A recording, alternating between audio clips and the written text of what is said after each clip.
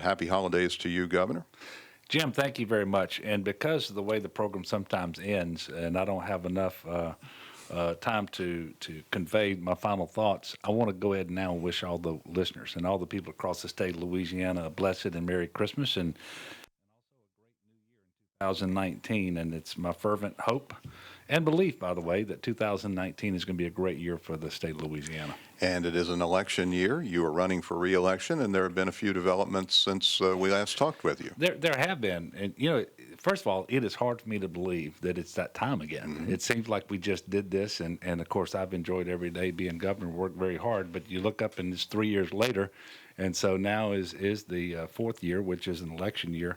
And I'm encouraged, be very honest with you. The reason I'm encouraged is because the state of Louisiana is doing so much better than it was 3 years ago. And people know it, they feel it. And certainly we haven't overcome all the challenges that are out there. But in terms of our economy, in terms of jobs, in terms of wages, funding higher education again, fewer people in prison, more people insured for health insurance. Our state is just doing so much better. We've replaced deficits with surpluses, and I'm excited about the opportunities we have in 2019 to get around the state, reinforce that message, and just looking for a positive outcome to the election. Now, there are some calling for closed primaries in Louisiana. We've had open primaries with one exception for a federal cycle since 1975. Do you like the current system? I like it. I know it's different than other states. I think maybe California Mm-hmm. has a similar system. I don't know if it has open primaries for all elections, but I know that many of their elections they do. I think it's served us pretty well, and certainly Louisiana doesn't shy away from being different than other states. And so I have no reason right now to support a move back to closed primaries, where I think what you would see is something in Louisiana that gets much closer to what we have in Washington, where there's less bipartisanship and much more rigid ideological partisanship that is run by those at the extremes of the two parties. So I believe that the open primary has served our state well. It's achieved the objectives that it was meant to achieve back when in the 70s, I believe it was, right, when we moved to the open primary system. So it's not something that I'm contemplating right now. But would you fight it as governor?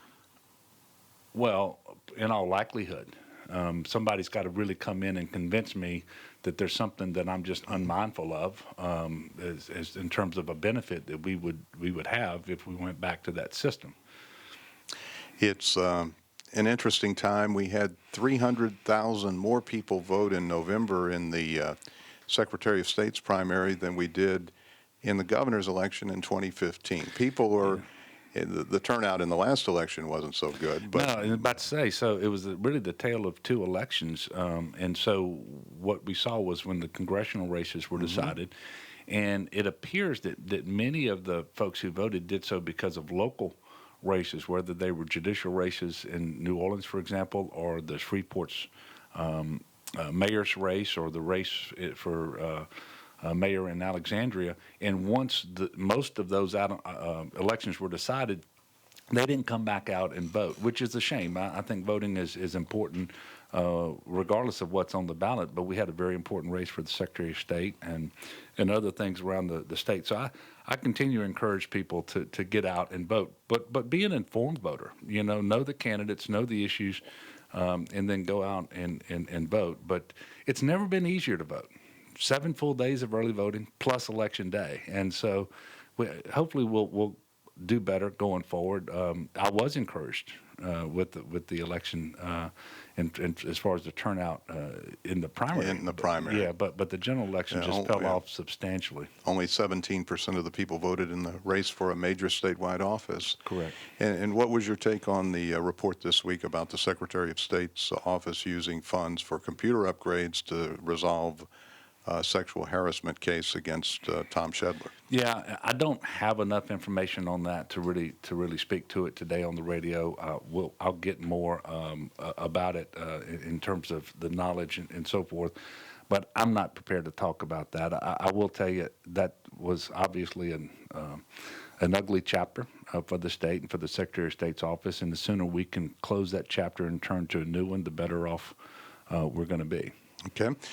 Now, over the weekend in Texas, a federal judge struck down the Affordable Care Act. This has many layers of activity remaining in the court system, maybe all the way to the U.S. Supreme Court. But what does that mean to Louisiana, and what are the implications if this were to be the case where we would not have the Affordable Care Act as we know it? Well, I think most importantly, nothing happens immediately. The status quo is preserved going forward, and that actually came from the administration and from the folks in Washington who are working for the Trump administration. Says nothing is going to change. And going forward, it's going to take quite a while to play out because an appeal will go to the U.S. Fifth Circuit first.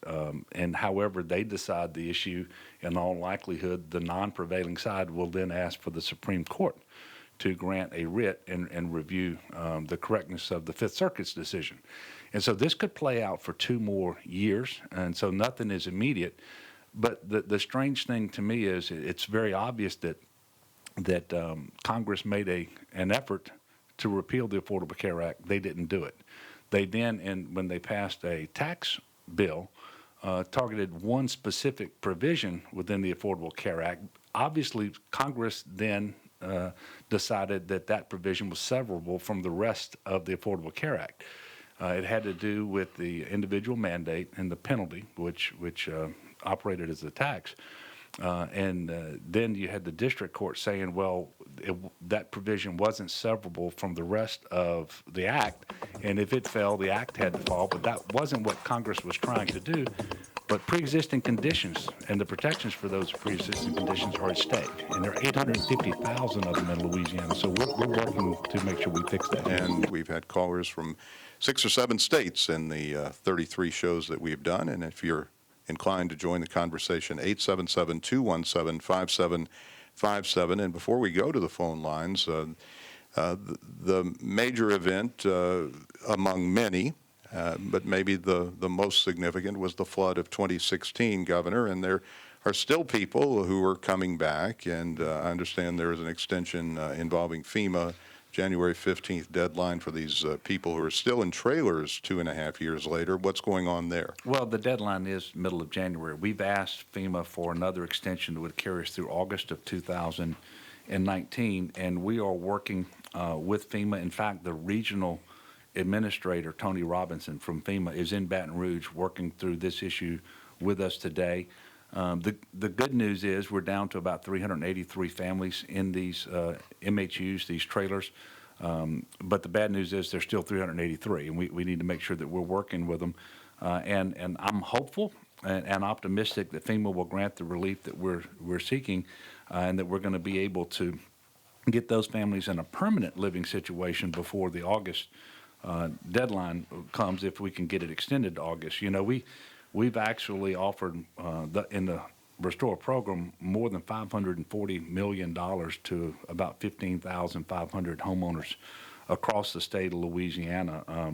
98% of all the applications have been processed, and by the way, there were 43,000 of those applications, and have been given grant determination. So we continue to make really good progress. We're on the home stretch right now with the Restore program. If, however, we get the relief from the federal government, and now they're saying we'll know by the end of the first quarter with respect to the duplication of benefits issue, we may be able to bring a number of additional homeowners, I think as many as 5,000 additional homeowners into the program, and make sure that the Restore program works for them as well. We're working with the congressional delegation and with the folks at HUD to try to make that happen as soon as possible. But the latest word we've gotten is that it may be March of 2019 before they give us definitive guidance on the duplication of benefits issue, which, by the way, I'm very thankful for our congressional delegation, because they fought for a change in the law, but HUD hasn't yet interpreted and applied that law and given us any guidance. Peter in Baton Rouge. Good afternoon, Peter. You're on Ask the Governor with Governor John Bell Edwards. Governor Edwards, what's your response to the Census Bureau saying today that Louisiana lost about 11,000 folks last year? Okay, I'm sorry, I didn't understand the He question. said the Census Bureau reports that the state lost 11,000 people last year. That's what Peter says in your response to our issues regarding population in our state. Yeah, Peter, I don't have a response other than obviously we want to have positive growth. We know that, for example, we're creating conditions in Louisiana that should be conducive for that because we have an economy that is at the all-time high as measured by the GDP. It's never been stronger than it is now. We've got the 12th fastest growing economy in the country. Individual wage growth is the second strongest in the country. So we're setting the conditions for opportunity and for prosperity here in Louisiana. And typically, and you would see that with that, there's an in-migration of folks into Louisiana. But I haven't reviewed the specific Census Bureau information that you've provided me with this on this call. I will do that, and quite often those numbers get revised over time. So I don't have a specific response in terms of saying whether I believe it's accurate or inaccurate. I can only tell you that with the improving conditions in Louisiana, it wouldn't seem to be consistent with that. James in Longview, Texas. Hi, James. You're on the air with Governor Edwards. Well, good afternoon, Jim, and Merry Christmas to you and yours, and likewise to Governor Edwards. Thank you. Thank you, James. Anyhow, it's good to hear you. Anyhow, I get to Louisiana somewhat regularly, as you know, and I've read a recent news item about the hepatitis outbreak in Louisiana, and my question, which I think many people would be interested in knowing for the sake of their own health, I'm just wondering if you've met with your circle of governmental advisors, and what do they tell you is the extent of the outbreak being harnessed and contained. Okay, so James, I think you may be referring to hepatitis C, which is not it's an issue that we have, and it's spread in multiple ways. But one of the ways is because of the opioid addiction that many people have, and so forth. I can tell you that we are talking to individuals across the country through the National Governors Association, and we are looking for a way to access more hepatitis C drugs at a reduced cost to the state. And we're working with CMS in Washington in order to get their approval for different populations. This is actually, okay.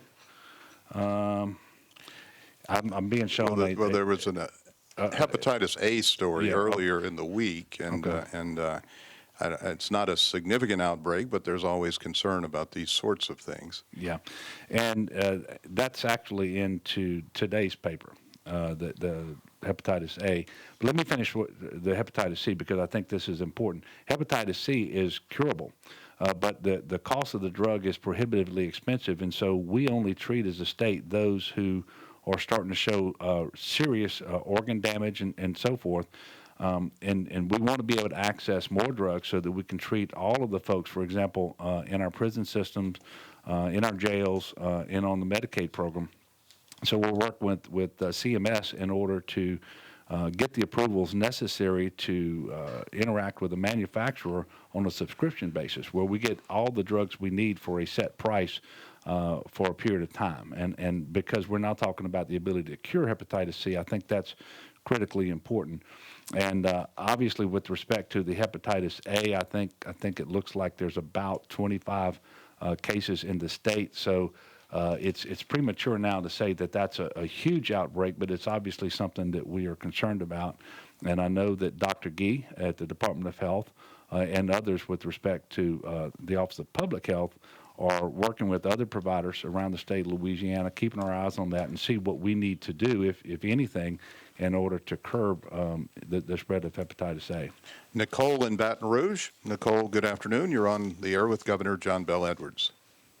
Good afternoon and happy holidays. Thanks for taking my call. Hi, Nicole. I have a question about the Ethics Board and their recent decision to deny women the right to use campaign funds to pay for child care while running for public office. And I was curious to hear the governor's thoughts on that decision and if the governor agrees with the ethics board's decision on that case. You know, I really don't, and I believe the ethics board rendered a decision previously years ago that is inconsistent with their most recent position as well. And you know, unfortunately, there are costs that candidates have to incur to run for office, but also to hold office. And typically, you can spend campaign dollars on those costs, whether you're running or holding office, that are required because of the campaign or because of the office that you serve in. And I think if you look at this, it's typically a female candidate or a female office holder who would normally incur costs related to child care. And if the child care is required, I mean, if the option is bringing the child to the Senate chamber, for example, or the House chamber, that probably wouldn't be in the interest of the public body or of the child. And so, you know, there might ought to be some rules associated with the amount that can be spent, but basic child care so that someone can run for office or hold office seems to me to be a reasonable expense associated with and required by that election or holding that office. And I hope the ethics board will reconsider that decision. I know that there were board members who felt like the issue should have been decided otherwise, and I certainly think it should have been. And there have been some male office holders and candidates, including John Kennedy, who have used that as well. Yeah, absolutely. And I think J.P. Morrell, who's a senator in the Senate, that's why that idea came to mind. He's actually had to bring his child with him to the Senate when his wife was working and he was unable to get child care. Angel in Lafayette. Angel, you're on the air with Governor Edwards. Hi, Angel. Hi, Governor. Hi, Angel. Hi. Yes, so I have a master's degree and $20,000 in student loans, yet I only make $40,000. What do you say about getting better paying jobs for women, especially who aren't nurses? Women who are not nurses? Yes. Is that well?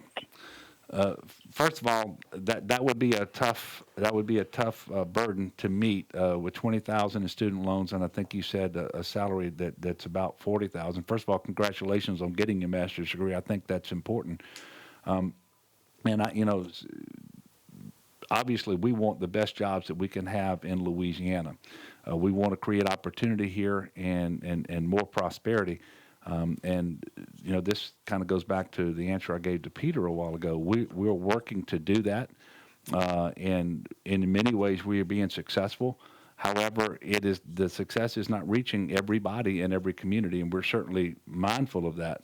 But getting better jobs, higher paying jobs with better benefits is something that we're working on, and I'm not sure what your master's degree is in, and because I don't think you told us. And so forth, but obviously, student loan debt can be crippling, and we see too many kids who are coming out. By the way, too many individuals are incurring student loan debt and not getting a degree at all because they drop out, but they have to pay the debt back. And in many cases, student loan debt is the size of a home mortgage, and so it can be absolutely crippling. And one of the things we're encouraging people to do is to make sure they're mindful of the job market, not just at the time they start college, but what it's likely to be when they finish and for the next several years, so that they know where the demand is going to be, what the typical salary is going to pay. But we are working very hard. In fact, individual wage growth in Louisiana is the second strongest in the country right now. So I hate the issue that you're having. By the way, I just paid off my law school loans myself within the last few months. Really? Yeah, it took a very long time, but I was able to get that done, and it was a big relief when that happened. Robert in Baton Rouge. Hi, Robert. Hi. Hello, Governor, and Merry Hi, Robert. Christmas to you. Same to you. Hi. Governor, when you were running for office in 2015, you named the nursing home versus managed care funding a priority of yours. And, Governor, as you know, Louisiana sends dollars to nursing homes versus managed care on a percentage basis that's larger than most states, and yet, according to a survey by AARP, we have nursing homes that are the worst in the nation. Yeah, I'm not sure that I share the opinion or believe in the validity of the report that we have the worst nursing homes in the nation. But what I said that we would look very carefully at managed care as it related to that particular population that are in our nursing homes. A minority of states actually have managed care for that population, and there's no one model for the implementation of it, and many states have not saved money or seen an improvement. And so until I'm confident that we're going to save money or see an improvement, then it's not something that I'm prepared to do, but we are continuing to look at it. We've got some folks waiting in line to talk with Governor John Bel Edwards, and we go to New Orleans. Janet, good afternoon. You're on Ask the Governor. Hi, Janet. Hi, Governor. Hi, Janet. Happy holidays. Same to you. Thank you. I'm actually calling to find out what your position is on the CMS has issued a waiver to the federal IMD exclusion that states can apply for that essentially allows for the increase of additional psychiatric beds. And the federal government also want to see that states are working to build up outpatient programs and services and housing to create that full continuum of psych care needed to prevent people from recidivating through the system and getting them out of the revolving doors. Janet, thank you very much for the call. And obviously, one thing that we're not doing to the degree that we should in Louisiana, and I suspect no state is doing it, is making sure that we have enough inpatient and outpatient care for individuals with mental illness. I think that's what you're talking about. Now, I will be meeting with Secretary Gee soon to talk about what our current efforts are and how we can expand those so that we're taking advantage of new flexibility, and certainly if the flexibility comes with additional dollars from the federal government so that we can get more people into the treatment that they need. In fact, that's one of the things we're doing right now with respect to the opioid addiction, so that we have pursued, with CMS approval, opening up more beds per facility than the traditional Medicaid laws allowed. And so we're certainly not bashful about taking advantage of flexibility and federal dollars in order to provide care for more people. And I will be meeting with her soon to see if this new development is something that we can take advantage of and should, and I'll have more information at that time. 877-217-5757, your number. Stuart in Baton Rouge. Hi, Stuart. You're on Ask the Governor. Hi, Governor. Thank you for taking my call. Thank you. I'm here today because earlier in the program I heard about how low turnoff is in Louisiana due to our runoff system, and while I'm certainly in favor of how we do runoff elections, I believe it's one of the most unique systems in the country. Also, there is the consequence that we do have low turnoff elections. And if you're not aware, Governor, Maine recently adopted ranked choice voting, which in plain English terms basically allows you to have a runoff election with the ballot design itself on the general election day. So this could possibly increase voter turnout and voter choice at the same time. How do we stimulate voter turnout? And there are some states where you actually vote your first choice, second choice, and so on. Yeah, and we saw that in Maine. For example, I think in Maine, one of the congressional elections on election night went one direction, but the individual did not receive a majority vote. And then when they reallocated the votes for the third and fourth place candidates, or third place candidates, I can't remember, then the actual result actually changed, and so they avoided the need for having a runoff, which is what that rank order voting is. Now, one of the things that I would say before we can really embrace that or propose it is we ought to study how that has worked in Maine and whether they are satisfied with that system or not, what any unintended consequences would be, because that would obviously require us to change our laws. I don't know if it would require us to change our voting machines, for example, and the systems that we currently have in place. I don't know what all the implications of that would be. But it certainly sounds like something that we ought to at least discuss, so that whether we do it or not, it's a deliberate decision and not something that we do just because we failed to discuss it. 877-217-5757. Ariel in Karen Crow. Hi, Ariel. You're on the air with Governor Edwards.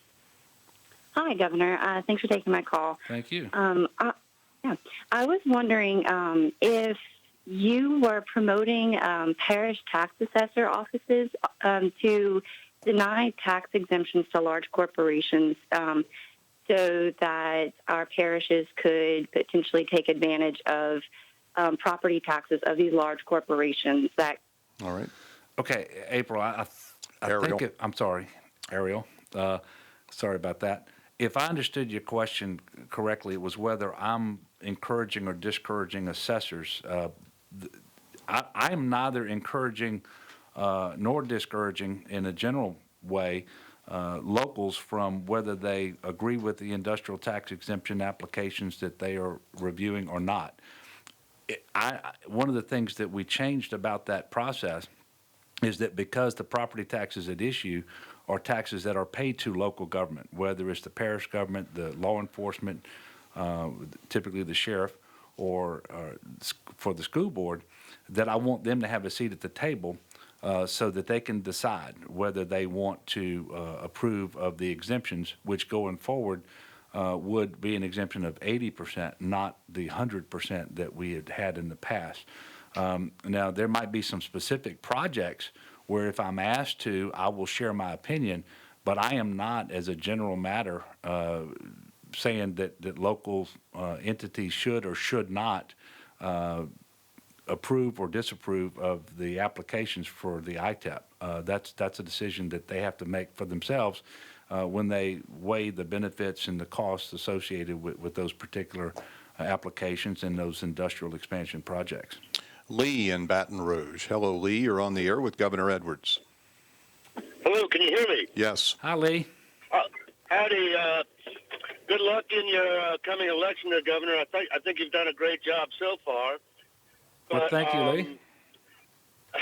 Right now, I am just transitioning onto the Baton Rouge Bridge from Highway 1, and I travel frequently between Acadiana and New Orleans, and you might have addressed it before, but I'd like to know if there's any plans to improve the flow of traffic going through Baton Rouge.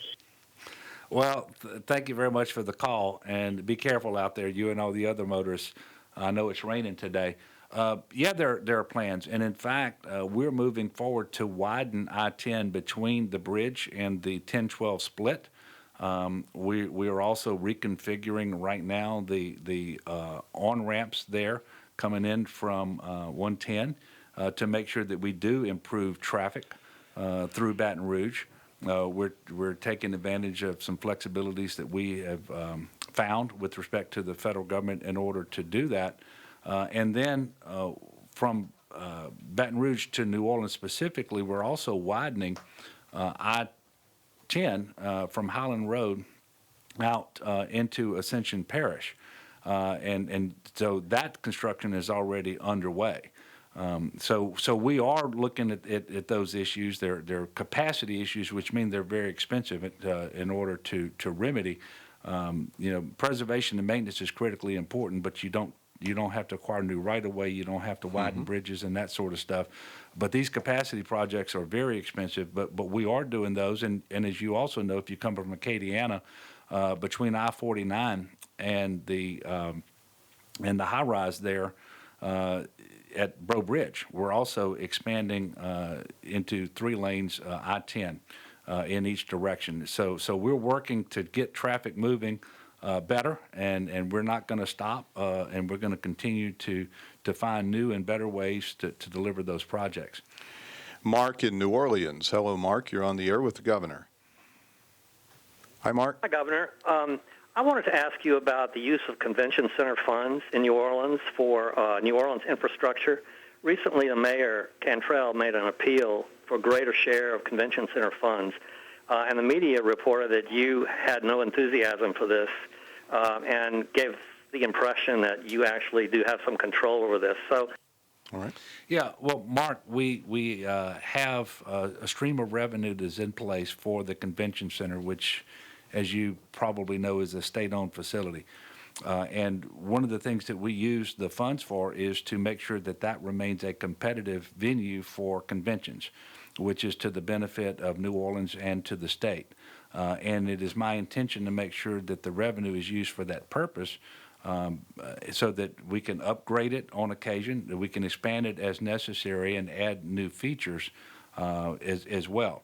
But that, and by the way, the convention center has been a great partner for the city of New Orleans as it related to money that was given from the convention center to New Orleans to help with some certain crime initiatives and safety initiatives in the city of New Orleans that exceeded, I think, $20 million. Additional money that was invested in New Orleans to make sure that we have the Culinary Hospitality Institute, NOKI, that can serve that region as well. And we're going to continue to be good partners going forward. But we've got to make sure that we continue to draw tourists to New Orleans, those who are coming in for conventions, and that convention center remains competitive. I think that's in everyone's best interest, and that's what the funding is intended for, and I believe that's what it should be used for.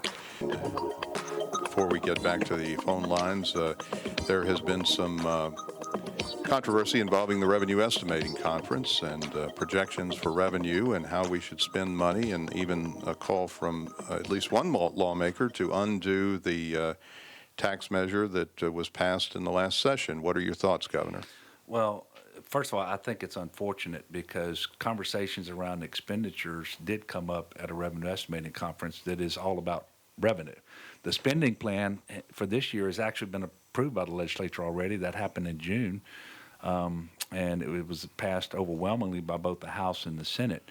I think for the first time ever, you have the REC process, which is itself a good government reform, so that forecasting of revenue was taken out of the hands of the governor's office and invested with the REC to be informed by economists, one of whom works for the legislature, one for the administration. And they are in agreement that we have more people working, making more money, and more businesses more profitable than had been previously forecasted. And so revenue is coming in ahead of the forecast. And if memory serves me, the recommendation was for somewhere around $120 million increase to the forecast. And the speaker recently objected to the revision. And, of course, it has to be done unanimously. So I think that's unfortunate, but the fact of the matter is the economy is doing much better. The revenue is coming in ahead of forecast, and I believe that the reality of the situation is going to ultimately control what happens. And so after at a upcoming REC meeting, it's my hope, certainly my expectation, that the speaker will go along with the other members of the REC and all three economists who are associated with the REC and adopt a revised forecast. It has to happen in order to have an executive budget proposal, because I have to know what the budget looks like, in terms of the anticipated revenue. And so hopefully that will happen. With respect to, so you have the speaker on the one hand saying he's not confident that the revenue's coming ahead of the forecast. And then you got others saying, well, yeah, it is, and so we should consider a further reduction in sales taxes. Well, first of all, people need to understand the forecast improvements really don't have anything to do with the sales tax. Those numbers are coming in at about what they were forecasted, maybe slightly below. It's the individual income tax and the corporate income tax that are actually up.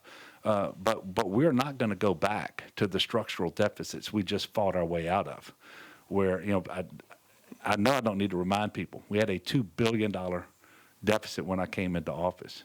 We cut higher education more than any other state in the nation in the 8 years before I became governor. In addition to that, about $3 billion in trust funds were swept and lined up against recurring expenditures, even though it was non-recurring money.